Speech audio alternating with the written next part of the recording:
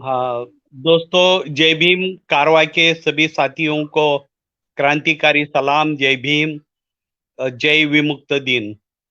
शैली जी ने हमें फिर से आप लोगों के साथ बोलने का मौका मिल रहा है।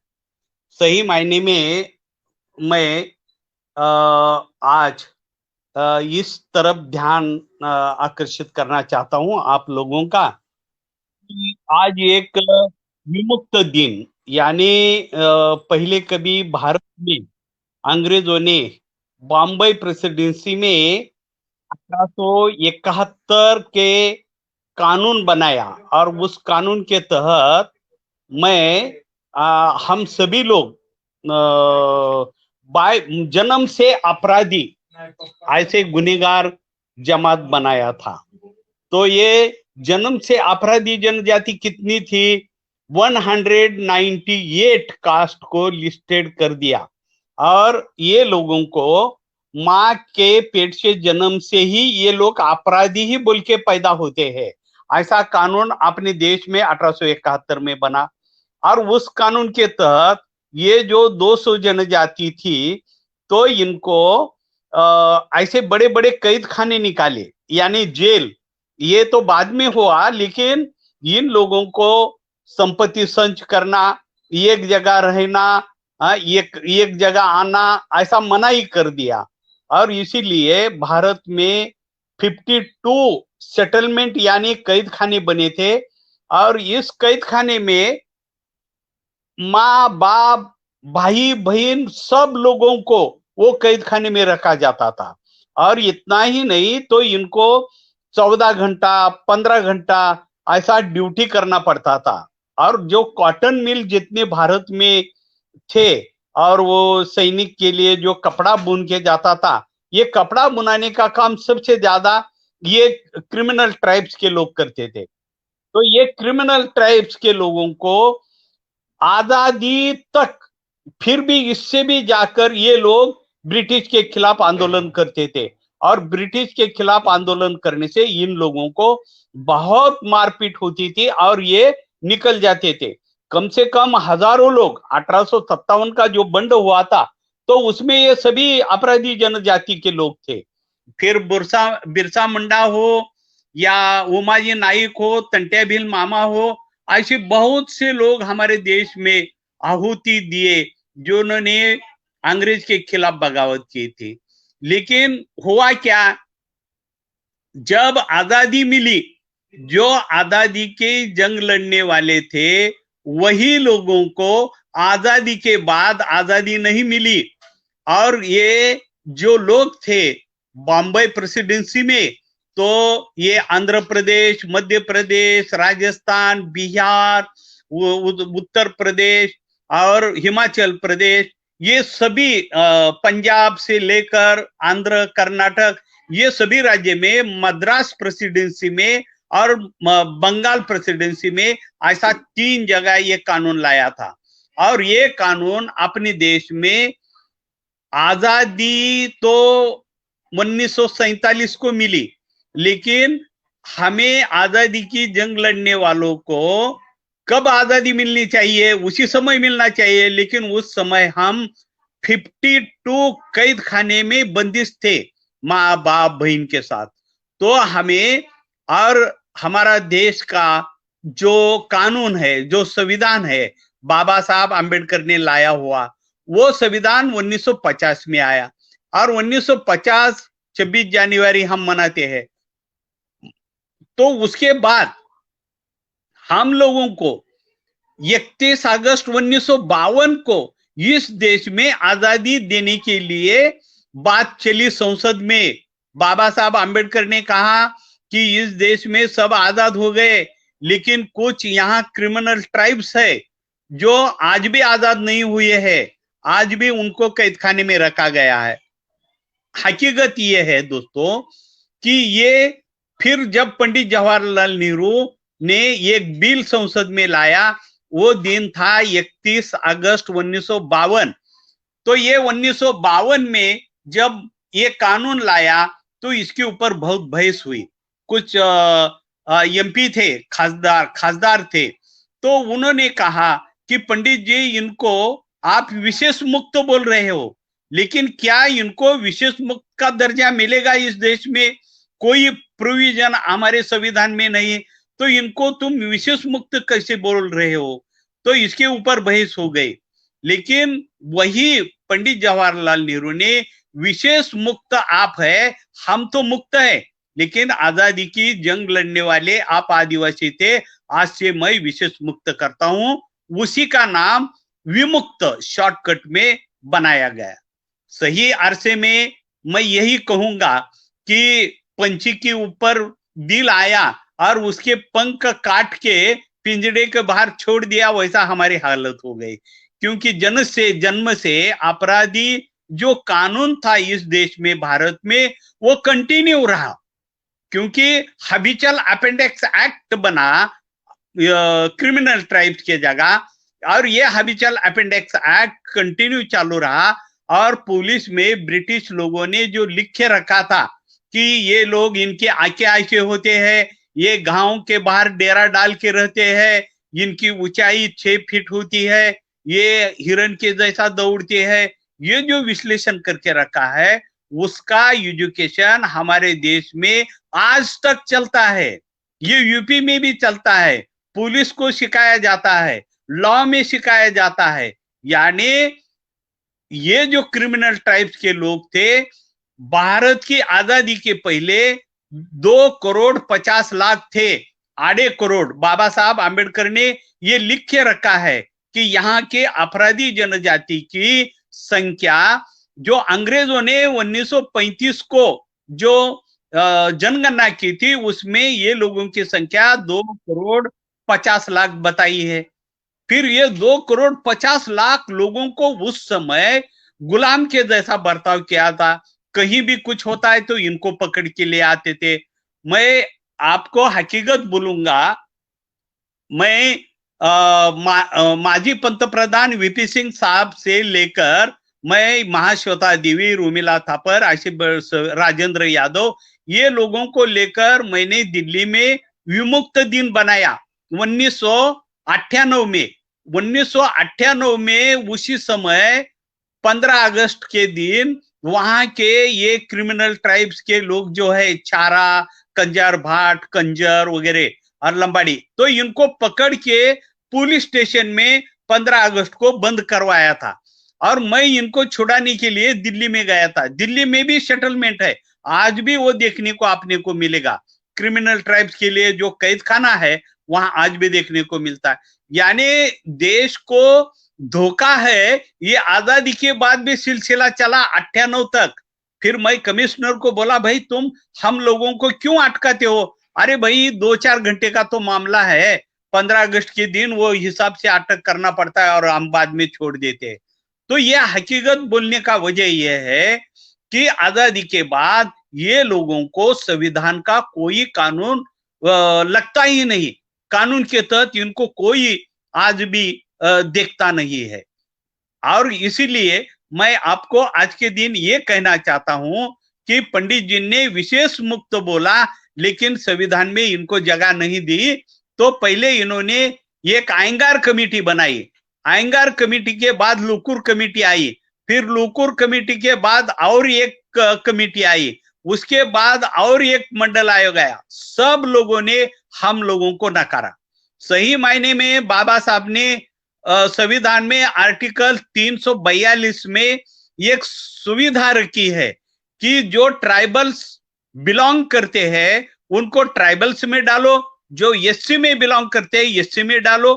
ये प्रावधान रहने के बाद भी हर स्टेट ने इसको नकारा और इनको अलग अलग जगह पर अलग अलग लगा दिया। कोई ओबीसी में है, कोई जनरल कैटेगरी में है, और ये लोगों के बारे में किसी को स्टडी न होने से संसद में, विधानसभा में इनकी बात ही आती नहीं, क्योंकि गांव के बाहर होते हैं। गांव के बाहर इस तरह से होते हैं, जो मेरा उच्चक का किताब लिखा है उसमें लिखा है मैंने कि 8 दिन से ज्यादा एक गांव में रहने की सुविधा हमारे लिए नहीं थी। 8-15 दिन के बाद जैसा जानवरों को जो दाखला होता है, सर्टिफिकेट होता है, उसी तरह से हम लोगों को हमारी अच्छी बर्ताव है ऐसा सर्टिफिकेट वहां के गांव के मुखिया को बताना पड़ता था, तभी वो 8-15 दिन रहने को देते थे। यानी अभी रहने के लिए भी जगह इन लोगों को आजादी के बाद नहीं मिली। इनका गांव का नागरिक नहीं बना सकते, इनका रेशन कार्ड नहीं बना सकते, ये हालत में ये लोग जी रहे हैं। लेकिन इसके बारे में देश में किसी को कुछ नहीं पड़ा। आजादी के पहले 2.5 करोड़ लोगों की लोक संख्या आज भारत में 10 करोड़ से ज्यादा है। अभी ये 10 करोड़ का लोगों का जनगणना नहीं होता, इनका बजट नहीं बनता, संविधान तो बना है, संविधान में विमुक्त घुमंतु नाम न रहने से इन लोगों को आदिवासी की कहीं सहूलत नहीं मिलती। बहुत कम स्टेट में ये लोगों के लिए शेड्यूल ट्राइब्स में डाला है, लेकिन बहुत से स्टेट ने नकार दिया है, क्योंकि उन लोगों को लगता है कि अगर ये लोग सेंसस में आए और इनकी जनगणना हो गई तो ये लोगों को हमें एमपी की रिजर्व सीट और एमएलए की रिजर्व सीट रखना पड़ेगी। तो इनको रिजर्व सीट में नहीं रखने के लिए ये लोगों को कोई संविधान में जगह नहीं देते हैं। और हमारा देश का राजनीति जो लोग है वो अमीर तबके से आते हैं, और अमीरी को कहाँ पड़ी है, उनकी भी सोच तो वही है कि भाई ये जन्म से अपराधी लोग हैं, इनको नजदीक नहीं आने देना, इनको कहाँ बसाएंगे, इनको कहाँ रखेंगे, इसलिए ये लोगों को आज भी अनदेखा किया जाता है। सबसे बड़ी गलती अगर कहाँ की गई है तो 1952 को पंडित जवाहरलाल नेहरू ने सही मायने में हम लोगों को संविधान में डी नोटिफाइड नोमैडिक ट्राइब्स लिखना चाहिए था, वो लिखा ही नहीं गया संविधान में।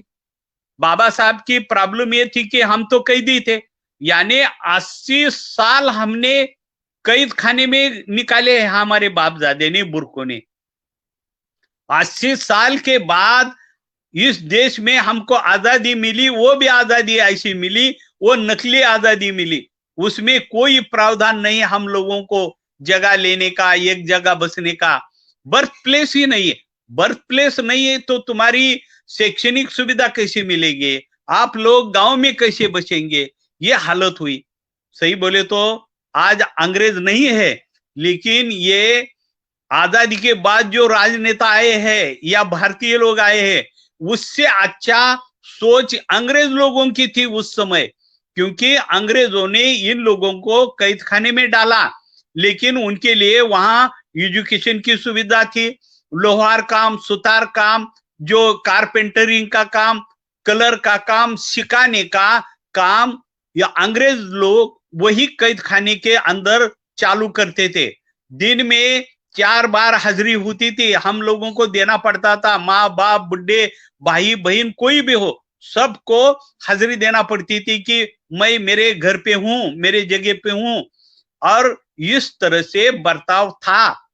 मैं और एक आपको इस बहाने बताऊंगा कि 1913 में ये लोग सुधरते नहीं बोल के हम लोगों को अंग्रेजों ने बूटी में बिठाकर मार डालने का भी एक काम करने का इरादा रखा था, और इसलिए बंबई के समुद्र में 7 बूटी थी, और ये बूटी में बिठाकर हम लोगों को पानी में डुबाकर मारने का प्लान रचा था। लेकिन ये अच्छा हुआ कि उस समय रानी एलिजाबेथ, ब्रिटिश की जो रानी थी, उसने बोला कि प्रभु को ये मंजूर नहीं है, इसलिए हम ख्रिस्ती जो पादरी है उन लोगों को भेज के हम लोगों को एजुकेशन देने का और इनको सुधार लाने का काम किया। इसलिए 52 सेटलमेंट में क्रिश्चियन के जो गुरु होते हैं वो हमको मालूमात देने के लिए आते थे, और वो हमको वहां बसाते थे, वो एजुकेशन देते थे। और बात यह है कि आजादी के बाद आज भी हमारे देश में इतने साल हो गए, आज भी हमको इस देश में फर्स्ट नागरिक बोल के हमें आज भी मंजूरी नहीं मिलती। हम सेकंड सिटीजन है इस भारत में, द्वितीय नागरिक है, क्योंकि हमें जब तक संविधान में नहीं लिया जाएगा तब तक हम इस देश के नागरिक कैसे बनेंगे। बाबा साहब आंबेडकर ने बहुत अच्छा प्रावधान करके रखा है।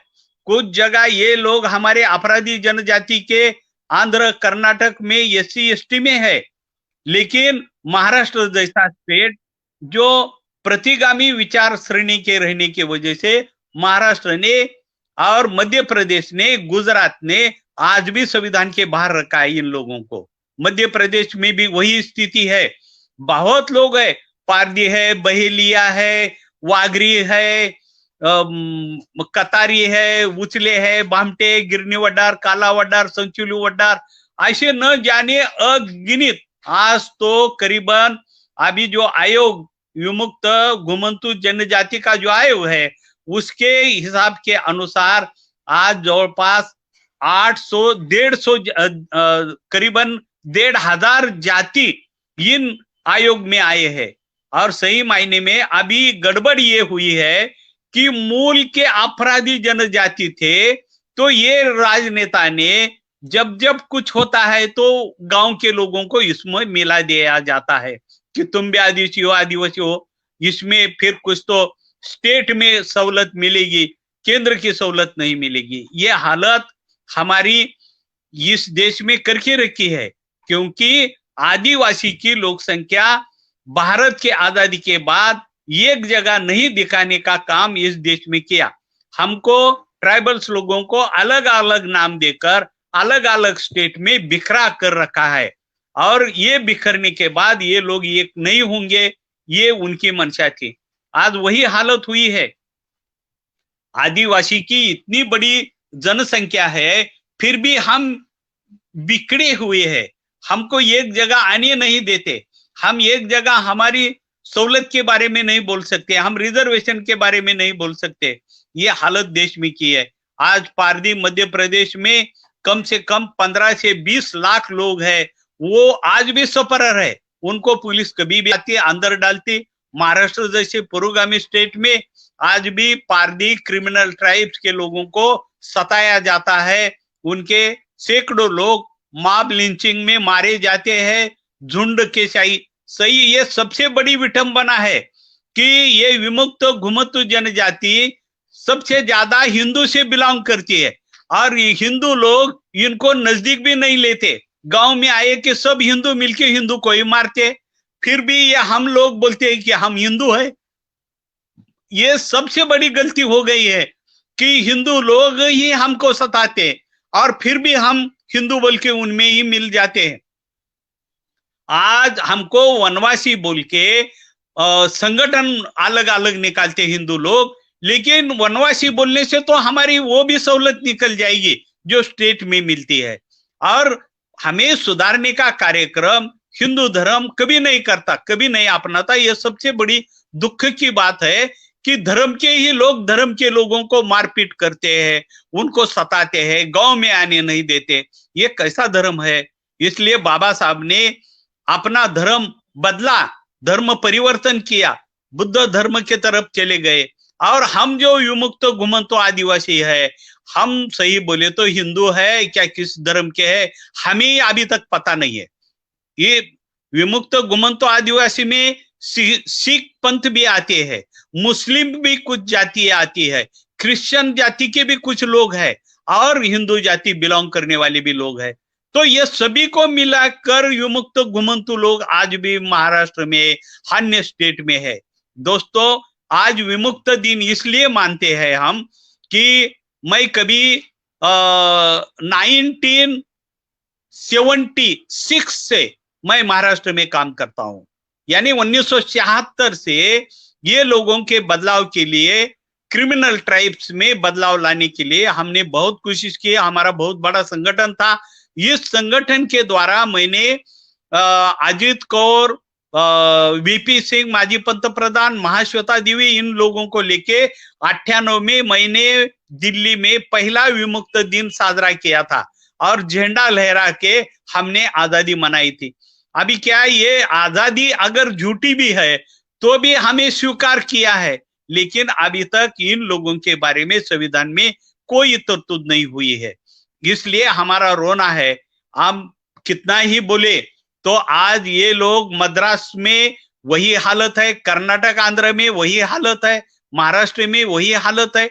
आज हमको संगठन करना भी नहीं आता, और आज जो हम कदार पे खड़े हैं वो आजादी मिली है ऐसा हम बोल भी नहीं सकते। अगर आजादी मिली है तो मुझे इस देश में रेशन कार्ड नहीं मिलता, एक जगह बैठने के लिए जगह हम नहीं ले सकते, क्योंकि जिसको 7/12 है वही जगह ले सकता है। सेठ सारा अगर नहीं है तो जगह भी नहीं लेने का कानून हमारे देश में है। तो ये जो प्रॉब्लम है, आज भारत में 10 करोड़ लोग विमुक्त घुमंतो आदिवासी के आयोग के ऊपर आयोग, आयोग के ऊपर आयोग, आयोग के ऊपर आयोग, ये अभी 12वां 13वां आयोग भारत में चल रहा है। मैंने जब ह्यूमन राइट्स कमीशन में गया था तो उस समय चीफ जस्टिस वेंकट चलैया बोल के मानवीय हक आयोग के चेयरमैन थे, तो उन्हीं को बोल के हमने एक रिपोर्ट लिखवाया, महाश्वेता देवी ने, मैंने, और वो रिपोर्ट के वजह से भारत में पहली बार विमुक्त घुमंतु आदिवासी का आयोग इस देश में बना। अटल बिहारी वाजपेयी को मैंने मिला, पी नरसिंह राव को मिला, वीपी सिंह साहब को मिला, मनमोहन सिंह को मिला, अटल बिहारी वाजपेयी को मिला। सब मिलने के बाद भी के.आर. नारायण राष्ट्रपति थे, उनसे मिला। इतना मिलने के बाद, इन लोगों को बोलने के बाद भी आज तक इस देश में विमुक्त घुमंतु आदिवासियों का आज भी हाल है, वहीं पर है। इन लोगों को कोई प्रोविजन नहीं है। अंग्रेज ने इनके लिए 1913 में बजट बनाया था और पहला सोशल वेलफेयर नाम का डिपार्टमेंट अंग्रेजों ने खाली हमारे लिए खोला था इस देश में। 1913 में जब ये विमुक्त घुमंतु यानी अपराधी जनजाति के लिए जो बजट बना था, उस बजट का नाम सोशल वेलफेयर दिया था। अभी आजादी के बाद हम सोशल वेलफेयर जिसके लिए बना था उसी को बाहर निकाल दिया। यह सबसे बड़ी गलती हमारे देश में हुई है। अभी जिनको गांव गाड़े में भले अछूत लोग हैं, लेकिन उनका गांव गड़े में अस्तित्व है। हमारा अस्तित्व ही नकारा गया है इस देश में। जानवरों को, गाय को, बैल को, सबका जनगणना होती है, सबका सेंसस होता है। शेर जंगल में कितने, इसका सेंसस होता है, लेकिन यहाँ विमुक्त घुमंतु आदिवासी कितने हैं, इसका सेंसस भारत के आजादी के बाद नहीं होता। ये कितनी बड़ी शोकांतिका है। इसलिए हमने विमुक्त दिन, आज के दिन साजरा करने का काम 1998 से लेकर आज तक हम लोग कर रहे हैं। आज पूरे देश में विमुक्त दिन साजरा हो रहा है, दिल्ली में हो रहा है, लेकिन अभी शुरुआत तो हो गई। कम से कम आज महाराष्ट्र में मुझे बोलने को समय नहीं है। अभी जय भीम कारवा के साथ बोलने के लिए 5 मिनट पहले मेरा एक कार्यक्रम खत्म हुआ, और अभी रात को और एक है। प्रकाश अंबेडकर जी जो बाबा साहब के नातो है, उनके साथ हम अभी विमुक्त दिन साजरा कर रहे रात को 7 से 8 बजे तक। तो दोस्तों, कहने का मतलब है कि आप लोग दिल्ली में होंगे, अन्य जगह होंगे, लेकिन जो खाना बदोश लोग है, नाम तो एक नहीं है, अलग अलग नाम है। कहीं खाना बदोश बोलते हैं, कहीं घुमंतु जाति बोलते हैं, कहीं घुमक्कड़ बोलते हैं, न जाने कितने नाम है। हमारे नाम भी एक नहीं है। इस देश में भगवान नहीं, एक नहीं है, धर्म एक नहीं है। सब हमारा डिफरेंट डिफरेंट काम इस देश में होता है। हमारे नाम सही नहीं है। हमारे नाम क्या होते हैं, आप ताजुब करोगे।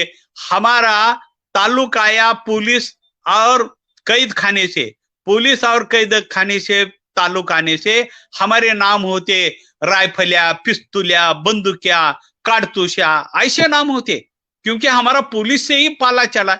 और वकीलिया होते, जो कोर्ट से संबंध आता है, तो हमारे बच्चों का नाम होता है वकीलिया, बैरिस्टरिया, फौजदारिया, वकीलिया, ऐसा नाम होता है। मेरा किताब ही वकील पारदी नाम से है हिंदी में। तो कहने का मतलब है कि हमारे देश में जो न्याय मिलना चाहिए था, आजादी सबको मिलना चाहिए था। जनतंत्र क्या है? जनतंत्र वही है जो जन जन के लोगों के पास जाएगा।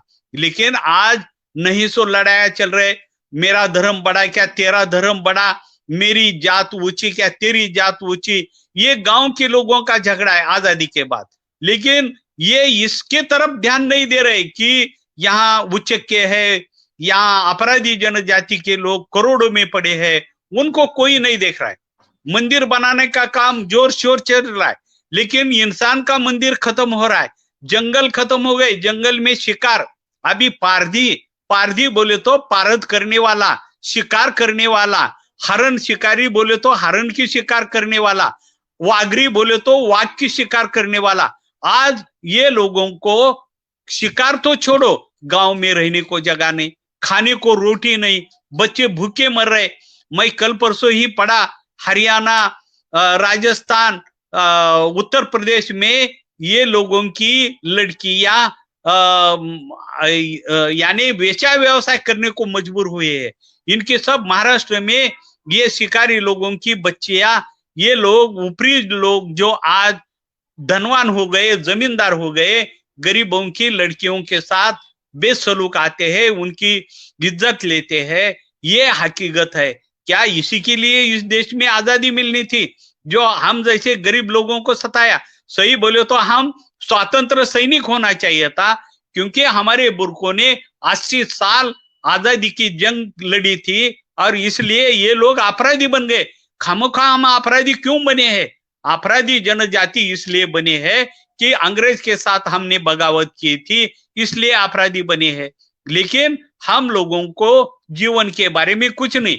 यहाँ मंदिर सजाए जा रहे, सोने की विठा दे रहे, चांदी की विठा डालकर मंदिर बना रहे हैं, लेकिन ये अपराधी जनजाति को आज एक भी शिक्षा का मंदिर नहीं बना रहे हैं, इनको एक जगह बसाने का मंदिर नहीं बन रहा है। ये क्या चल रहा है भाई इस देश में? क्या फिर से हमने अंग्रेज के खिलाफ बगावत की थी, लड़ाई की थी, तीर कमटे से हमने लड़ा, आज फिर से हमको लड़ने को नौबत क्यों ला रहे हो? हम क्या अभी लड़ भी नहीं सकते? आपके पास तो प्लेन है, बड़े बड़े अस्त्र है, एक बॉम्ब डाला तो हम सब देश के अपराधी जनजाति मर जाएंगे। आपके साथ हम लड़ाई भी नहीं कर सकते, बोल भी नहीं सकते। बोलेंगे तो हम देशद्रोही बनेंगे, नहीं देश के खिलाफ है बोल के हमारे ऊपर कलम लगाएंगे, हमको अंदर डालेंगे। ये हालत अभी देश में है। क्या करे तो क्या करे? ये सबसे हमारे लिए त्रासदायी काम इस देश में हो रहा है। आज 10 करोड़ लोगों के लिए मैं इतनी ही कहूंगा कि भाई ये देश में गाली गलौज करने से या हम रोने से काम नहीं बनेगा। डॉक्टर बाबा साहब भीमराव अंबेडकर ने जो हमारे देश में एक राह दिखाया है, बुद्ध के शांति के ओर चलो और सम्मान से रहो, सीखो, संगठित हो और संघर्ष करो, ये जो नारा बाबा साहब अंबेडकर ने दिया है, इसको फॉलो करना पड़ेगा। और जो अछूत लोग हैं, जो एसटी में है, रिजर्वेशन में है, वो जो चुन के आते हैं, वो एमपी बनते हैं, एमएलए बनते हैं, तो वो लोगों का पहला कर्तव्य बनता है कि अपराधी जनजाति के बारे में स्टडी करके वो राज्यसभा में बोलना है, लोकसभा में बोलना है या विधानसभा में बोलना है। लेकिन ये भी लोग खामोश बैठते हैं। ये भी अभी दलित में भी अभी दलित ब्राह्मण बन गए हैं, या आदिवासी में भी दलित आदिवासी में भी ब्राह्मण बन गए हैं, और ये आज तो गांव में आना भी परेशान समझते हैं। ये हालत है कि देश बदला है, लोग बदले हैं, लेकिन स्थितियां नहीं बदली, समाज की हालत नहीं बदली। आज उनको मारा जाता है, परेशान किया जाता है। तो मैं चाहता हूं कि सम विचारधारा के लोग, जो इंसानियत को मानने वाले, धर्म से पहले जो इंसान को मानेगा, इंसान को प्यार करेगा, जानवरों से प्यार करने से अब हर घर में 2-2 लाख रुपए के कुत्ते संभाले जाते हैं, लेकिन आदिवासी के बच्चे आज भी जंगल में घूम रहे हैं, उनको एजुकेशन नहीं मिल रहा है, उनको संभालने वाला कुछ नहीं। इस देश में आदमी सस्ता हो गया और कुत्ते महंगे हो गए, ऐसी हालत हो गई है। यानी कुत्ते हर घर में संभाले जाते हैं। मैं बंबई जैसे शहर में रहता हूँ, एक एक के घर में 5-5 कुत्ते हैं और 10-10 कुत्ते संभालने को नौकर है। क्या आजादी इसी के लिए मिली थी? हम रोटी चुराने वाले लोग यहाँ चोर गुनेगार ठहराए जाते हैं, और देश के बैंक डुबाने वाले मलिया हो, नीरव मोदी हो, ये लोग 20-20 हजार करोड़ रुपया चुरा के प्रदेश भागते हैं। उनके लिए कुछ नहीं, वो 5 स्टार लाइफ जी रहे, और हम रोटी के लिए चोरी कर रहे। तो मैं चाहता हूं रोटी की चोरी करने वाला यहाँ चोर गुनेगार नहीं है, वो देशभक्त है, लेकिन जो इंसान को रोटी नहीं मिलने देता वो समाज और देश गुनहगार है। इसीलिए दोस्तों, आज के विमुक्त दिन पे मैं यही मांग करूंगा कि सारे भारतीय स्तर पर सभी आदिवासी, दलित, हम कोई कैटेगरी में हो ना हो, लेकिन एक साथ जुड़ना है और बाबा साहब आम्बेडकर का सिखा संगठित हुआ और संघर्ष करने का नारा और ये संविधान के मुताबिक एक जगह आने की जरूरत है। हम सत्ता जब तक हाथ में नहीं लेते, भारत के आदिवासी, दलित, उच्च वर्गीय लोग जब सत्ता में आएंगे तो हमको मांगने के लिए रखेंगे, लेकिन हम जब सत्ता में आएंगे तो हमारे लोगों को कुछ तो दे सकते हैं। इसलिए आज राजनीति में भी हमारे लोग जाना चाहिए, लेकिन वो सोच अच्छा होना, विचार वाले लोग होना है, स्टडी करने वाले लोग होना है। दुनिया बदलने का है, अगर ये देश बदलना है तो जाति व्यवस्था भी बदलनी पड़ेगी, धर्म के भी कड़वेपना बदलना पड़ेगा। धर्म के नाम पर धर्म के ही लोगों को मारपीट करने का जो मॉब लॉन्चिंग हो रही है वो अगर रुकाने का है तो धर्म से बढ़कर आदिवासी लोग या घुमंतु लोग या अपराधी जनजाति के लोग को अपना भाई मानना।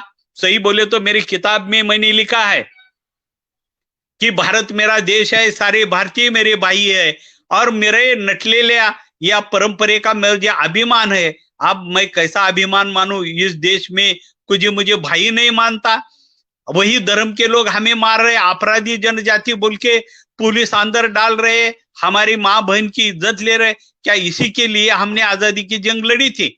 हम स्वतंत्र सैनिक के बच्चे हैं, लेकिन हमें अपराधी जनजाति बोल के हमको गाली देते हो, ये गलत है। आज विमुक्त दिन में हम सब लोग कसम खाए कि हम इस देश को बदलना है, तो अपराधी जनजाति को भी न्याय मिलना है। जिनको गांव में जगह नहीं है, गांव के बाहर भी जगह नहीं है, ये लोग जिएंगे कैसा? तो जो लोगों को न्याय नहीं मिला, आजादी के पहले अंग्रेज ने न्याय देने का काम किया, लेकिन आजादी के बाद 5 साल 16 दिन के बाद आजादी मिलने से हम लोग आज भी संविधान में नहीं तो 10 करोड़ लोगों को संविधान में लाने के लिए आपका सभी का सहयोग होना है। दोस्तों, आज के विमुक्त दिन में मैं डॉक्टर बाबा साहब आम्बेडकर को मानने वाले सभी लोग इकट्ठा आए, चाहे उत्तर प्रदेश हो, बिहार हो, हिमाचल प्रदेश हो, पंजाब हो। पंजाब जैसे राज्य में मैं गया था तो पंजाब लोगों में वहां आदिवासी लोग रहकर भी वहां के राज्य ने लिख कर दिया कि हमारे राज्य में कोई आदिवासी नहीं है। अभी ये कितना बड़ा गलत काम किया है।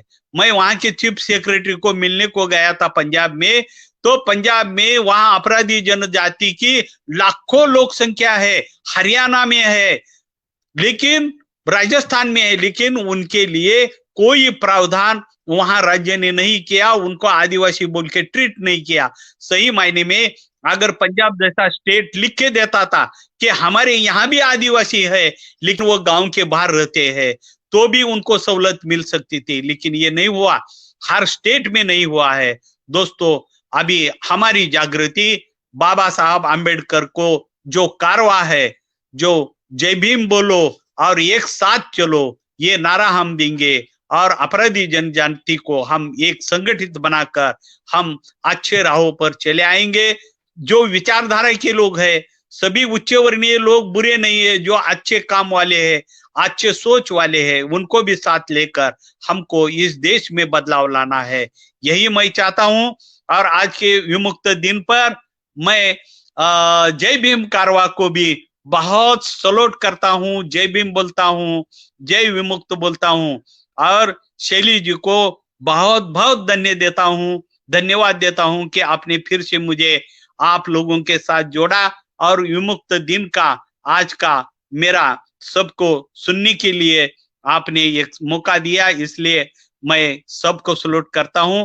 और लास्ट में एक पोएम मैं बोलता हूं कि ये दीवार पर्दों की तरह हिलने लगी है, ये दीवार पर्दों की तरह हिलने लगी है, शर्त लिखी थी कि बुनियाद हिलनी चाहिए। दोस्तों, हंगामा खड़ा करना मेरी आदत नहीं है। मेरी कोशिश है कि तुम्हारी सूरत बदलनी चाहिए। गांव में शहर में हाथ लहराते हुए लाशें चलनी चाहिए। दोस्तों, मेरे सीने में ना सही, तेरे सीने में तो सही हो कहीं भी क्रांति, लेकिन जय भीम बोलना चाहिए, जय भीम बोलना चाहिए। धन्यवाद। शैली जी।